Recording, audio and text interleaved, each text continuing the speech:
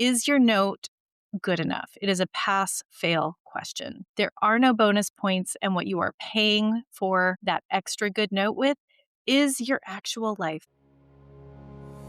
You're listening to Solving for Joy. I'm your host, Dr. Chrissy Ott, a multi-boarded integrative physician and professional certified life and career coach. This podcast is about joy, what it means, how we find it, and the creative ways people are solving for it in their own lives. I'm so glad you're here. Hello, my friends. Welcome to today's episode of the Solving for Joy podcast. I am, as always, your host, Dr. Chrissy Ott, and we are always looking at ways people solve for joy. But I want to bring us today to a thing that actually obstructs joy for many clinicians. I coach doctors and other clinicians all the time about this particular difficulty. And it has the potential to change our lives both for better and for worse. So let me start with a story. As you may know from listening to previous episodes, my wife Sue and I had a 7 to 8 year long fertility adventure. We tried to create our family for many, many years. When our child was finally born in 2013, I was in an independent solo medical practice. So I did primary care for adults and children. I'm a med peds physician. It was a micro practice. That's how we termed it back then. It was not a DPC or direct primary care practice. It was kind of like a concierge practice, but without the concierge money. So I was giving concierge level of attention and asking for a teeny tiny little bitty annual fee to help subsidize that time. I loved it in many, many, many ways. I loved it so much. There was no external force telling me that I had to chart in a particular way. There was no external force telling me that I had to close my charts by a certain time. I, in fact, could submit my charts to insurance companies or my billing to insurance companies, whether my charts were closed or not. More on that as a bad habit former later someday. But I still had within me the voice of perfectionism, perhaps some voice of imposter syndrome, and certain habits that I learned from being a resident that had not yet died their good death. I was still overcharting. And one of the ways I know this is that I have a core memory where my infant child was being played with by Sue. We were both in bed. She was kind of lifting her up under her arms and making cute gaga sounds at her. And Issa was just laughing and cooing and giggling. It was just like that sweet, sweet time in later infancy, like 6 to 9 months old, where they're just so portable and so happy and so fun.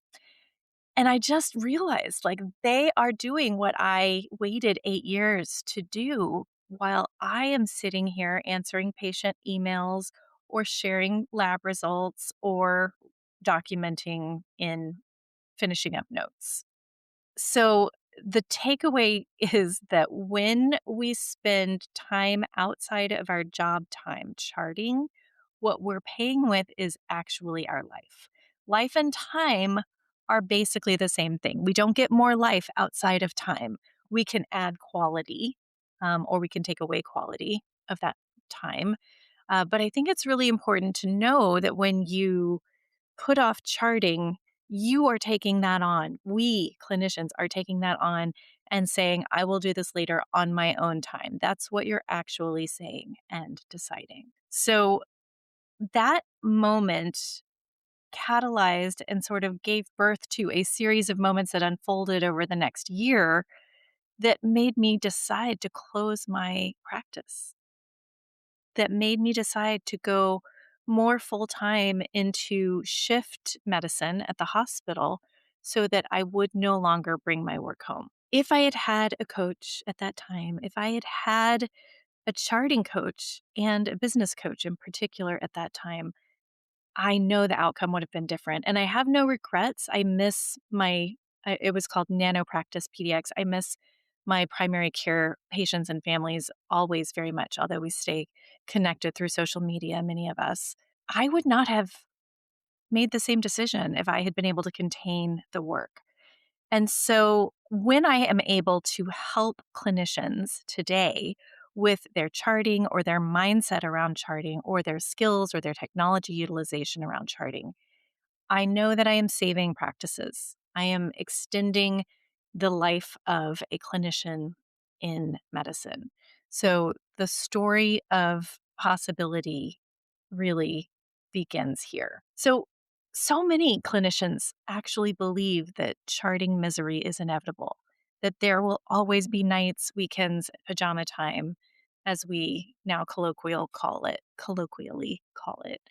And as I have seen with dozens of clinicians, charting is just the tip of the iceberg with our deeper patterns. It feels like an immovable mountain to so many physicians and APPs. And it seems like the only option is to stay up later, work faster, see fewer patients, or just continue feeling worse about themselves. But I've seen it over and over again. These small shifts, practical and psychological, can completely change one's relationship with documentation. And that includes the inbox, my friends. It includes the inbox. So, why is charting a trap? Charting becomes a trap and becomes so overwhelming for some external and some internal factors.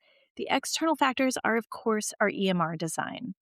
So I favor an EMR that gives me a blank page. So Epic, for example, when you open a new note, it's a blank page. You can fill it with a template, but you don't have to. You can also type right into it, as opposed to some of the other EMRs, like, for example, Athena or Tebra, or the one I used to use, which is Office Ally, where you are prompted to add different content into different boxes. That's going to add to our clicking. It's going to add to the complexity, even though it does do something for information sorting. So, EMR design is a huge one. External factor number two, administrative expectations.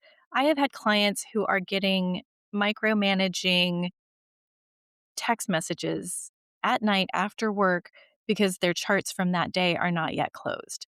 As a coach and as a senior colleague, I share that is not an industry standard. It is nice to have notes closed, but that is a nice to have, not a must have. No organization has to have all notes closed on that day. And it just is a real problem with autonomy. But external expectations are nevertheless a part of the landscape. Another external factor is inboxes and portals. So you're getting messages from your front desk staff handling phone calls, messages related to refills, messages related to results, some of which are abnormal and urgent. And you never know what you're going to get, like a box of chocolates, but not in the good way. And then you have patients that are more high needs or patients who may feel a certain amount of entitlement to your time, asking what feel like untenable numbers of questions. And as we know, female physicians get approximately 60% more of those than male physicians. So if you have a lot of messages in your portal all the time, I have this thought for you.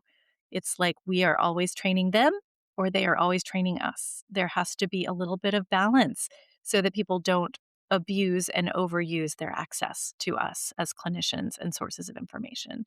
And then the final external factor that I'll name is productivity pressure. So that might be coming from your own financial need or desire, and it may also be coming from what your institution has set as the floor for your productivity expectation. That is always somewhat negotiable. So we'll just put an asterisk by that right there, but we will name it as an external factor. It's one of those things where you feel the pressure that you need to turn up the speed of the treadmill, but you're already running as fast as you can, and you can't think of how you could possibly see any more patients in any less time and do any kind of decent medicine in that interval. Now I'm going to switch to talking about the internal factors that contribute to the charting trap. Perfectionism is among the top. And I'm going to link that to the second one, which is imposter syndrome. So we actually can find ourselves either in an inflated or a deflated position related to our charting. If we are an excessively detailed charter, producing beautiful, detailed notes well above and in excess of what is necessary to communicate the clinical data, then we might be falling into a trap of perfectionism. We could be doing that because we feel better than some of our colleagues, and that feedback feels good to our little egos. Or we might be doing it because we feel like we're always trying to catch up to other people and our colleagues. Perhaps we have accidentally formed an identity of being less than or not as smart as. And both of those exist sometimes in the same exact person. So sometimes we're writing those out of a fear that someone will judge us as stupid or judge us as inadequate or inept. And you know what? What other people think of us is very rarely our concern. Is your note good enough? It is a pass fail question.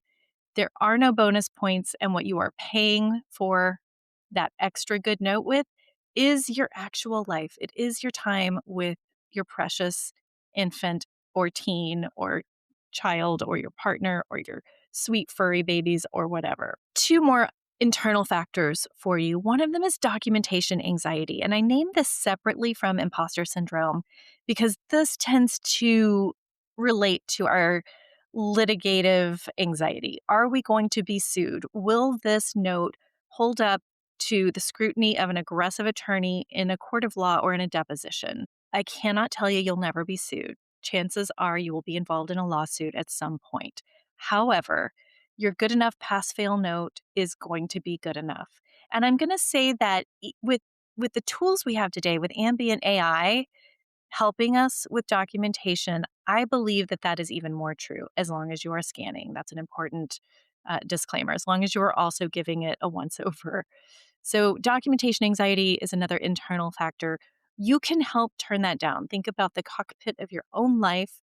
Reach for that knob and turn your documentation anxiety down to the left. You don't have to turn it down to zero.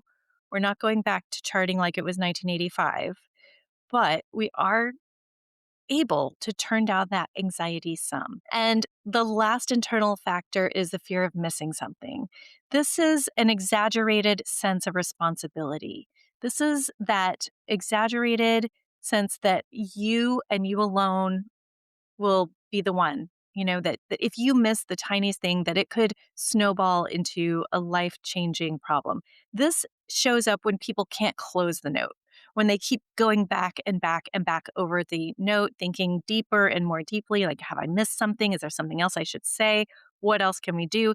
You know what, friends? It's time to close the note. It's time to set it down for today. You can trust that your training will carry you and your patient forward. So, internal and external factors. We can stop documenting as if every single chart note is going to be audited, litigated, and judged by a residency program director all at once. Okay. The moment things start to shift is a very sweet corner to turn. So I'm going to give you a few examples. One is the perfectionist. This was a pediatrician who was spending at least 3 hours every night after a full day of seeing patients, writing long narratives, feeling very proud of their notes, but also very frustrated and angry at their life balance. It was not okay. As you know, pediatricians are not the highest paid specialty, and everything was just out of balance and out of whack. They didn't feel highly regarded in their practice. And what we worked on was shifting mindset to a good enough mindset, right? Done is better than perfect. Does it have the core components that we need to code, to bill, and to glean the information we'll need for the next time? We need good enough. Now, I'm going to put another little aside here. For those of you in highly detailed subspecialties, I'm talking about you, pediatric neurology, where we actually want to be able to find quickly every anti-epileptic this child has ever tried and failed. Or palliative care friends who need to know what's been tried for pain management and how that went. And oncology friends who tend to include every single cycle of chemo and what complication. All of that can be carried forward as you are doing with your carry forward process, of course. But you too can decrease the mindset factor that's driving insane levels of perfectionism and detail. We can all find our good enough sweet spot that works even in a highly demanding specialty. I forgot to include my cardiology friends with every, cardiology event, every stent, every location, all of the things. So the shift to good enough was first. The shift to using a workable template was second. A shift to using bullet points instead of narrative writing was third. So less of these long, beautiful prose notes, more of these punchy bullet points. Get in, get out, save yourself some time. Because you're saving yourself time creating the note. You're also saving yourself time looking through the note when you go back to it later. And you're saving somebody else time when they're looking at that chart note later. Outcome for this patient, for this client rather, charting was done before leaving clinic. Boom. They went home, no more 3 hours a night charting. They had time to work out. They had time to hang out with their family. They had time to do creative endeavors. Much, much happier doctor. Example number 2. Oh, the dread of the portal, the inbox dread. This client had physical sympathetic nervous system upregulation whenever she thought about addressing her inbox. Again, like a box of chocolates, but not in a good way. She just never knew what she was going to get. Was it going to be somebody that was asking a long, detailed question she didn't feel like answering about, let's say, some crazy supplement or something they saw a wellness influencer put out on Instagram? And because this person hadn't managed their people pleasing adequately, they felt quite obliged to respond with long answers. And this was actually in conflict with their own sense of what was right for them. So, shift. We made a shift with some clear message templates and made a dot phrase that helped them direct patients toward following up, even if it's a virtual visit. A 15-minute follow up at least means I'm not giving my time away for free. Putting boundaries and saying, hey, this seems like a longer conversation. Sounds like we need a follow up appointment. And just refusing to step into that time suck of answering long questions outside of office hours. And then also, we implemented use of AI assisted responses. Again, always run it through your own brain first, but inbox time was cut in half for this person. And she felt much more aligned with the boundaries she was holding.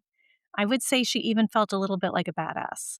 So she got rid of the sympathetic nervous system upregulation that was happening. She was no longer activated by sitting down and, in fact, cleared her entire inbox out and just felt amazing about it. Of course, we know that inboxes are like laundry and dishes. As long as we're eating and wearing clothes, there's always going to be laundry and dishes. And as long as we're seeing patients, there will always be inbox. But we can keep it under better control and reduce how stressful and traumatizing it is. Our third example is the cognitive load problem.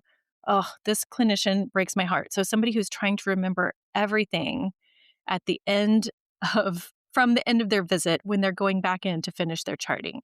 So I shared that there's a 50 cents, a $5, and a $50 investment in your charting. You finish that note at the end of your visit when everything is fresh, you just thought about it, you just made the plan, you're done. That's only 50 cents worth of your cognitive load. If you do it at the end of the day when you're out of neurotransmitters, you're probably out of fuel, you've been on your feet all day, it's $5 worth of energy. That's a lot more. And if you're doing it a week later, 2 weeks later, that is $50 worth of energy because now you've got to transport yourself back in time, try to recreate that story, and your brain is not going to be nearly as reliable at that point. So, what I help this client with is real-time capture. So even if it makes you 2 minutes later to the next room, you finish that note or you get it ready to sign off so there's nothing else you're going to be able to have to do. Using AI scribes or dictation, huge shifts.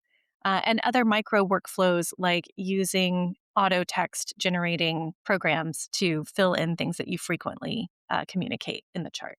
Outcome, again, end of day charting dramatically reduced. People seeing 25 patients in a day and having only 4 unsigned at the end of the day.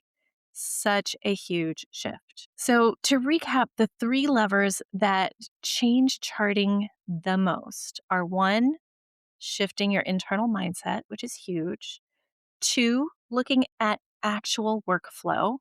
And this can include templates, visit structure, timers, inbox batching, all kinds of things. Huge time returns when you actually audit and get some support with that. And last but not least, the proper utilization of technology. So if you feel yourself as a Luddite, if you perceive or have accidentally doubled down on the belief that you are not good at technology, it's time to step out of that identity, my friend, and open the door of possibility that you too can use the tools that are available to you now. Not doing so is like insisting on driving a horse and buggy when the freeway's been built and people are zooming around in electric vehicles. Now, some people really benefit from one-to-one support. It's hugely helpful. Some will learn exactly what they need in group settings, but these habits run deep. And sometimes it's quite vulnerable to disclose them, not only to yourself, but much less to, a compassionate witness or a group of other physicians. So the biggest obstacle isn't always the EMR. It might be the story we've been telling ourselves about what a good doctor's note looks like or what a good doctor does in terms of documentation. So every single hour that you spend finishing notes outside of work is an hour of your life. Reclaiming that time means healthier dinners with your family because you actually have time and energy to cook, or just sitting down to enjoy the takeout that you chose to indulge in. It means more time for creativity.